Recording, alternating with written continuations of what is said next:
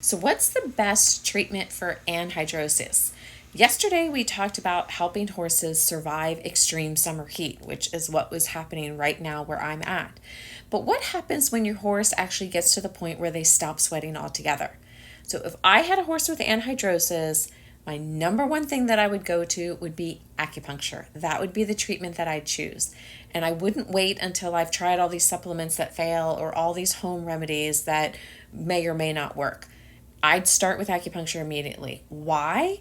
Because after more than 23 years of treating horses, I have had huge success with treating horses with anhydrosis and getting them to sweat again with just a little course of acupuncture. That's been my clinical experience.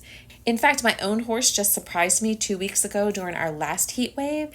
Then he, literally overnight, he developed anhydrosis and he wasn't even being worked. He was just standing around and I was just trying to keep him comfortable and in his stall under a fan. And he just started really struggling with the heat.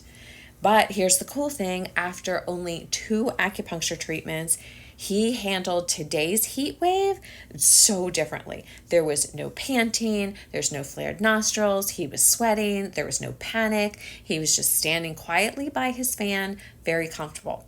From a Chinese medicine perspective, this isn't simply a sweating problem. So in Chinese medicine, what we call summer heat has overwhelmed the body's ability to regulate its temperature. And treatment isn't just about forcing the horse to sweat, it's about restoring the body's normal ability to regulate sweating. And acupuncture gives us a really cool way to do that. So we have specific acupuncture points that influence the opening and closing of the pores, which controls sweating. We have specific points that release heat from the body, which that's part of the problem. We have specific points that affect the lung and the skin, which in Chinese medicine recognizes that the lungs govern the body's exterior and regulation of sweating. It's part of the principles of Chinese medicine. And of course, we have specific points chosen for how the summer heat is affecting that particular horse. So we just don't treat anhydrosis, we actually treat the pattern. And that's why I will approach every horse with anhydrosis in a little bit different way. There's different points and different point combinations depending on the individual horse's pattern. So the diagnosis is the same, the treatment plan may not be. And in fact, there's several treatment approaches depending on the individual horse.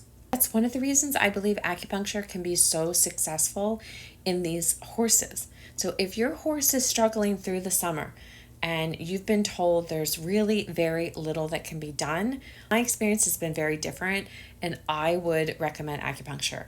Anhydrosis is one of those conditions where I have the greatest confidence in acupuncture.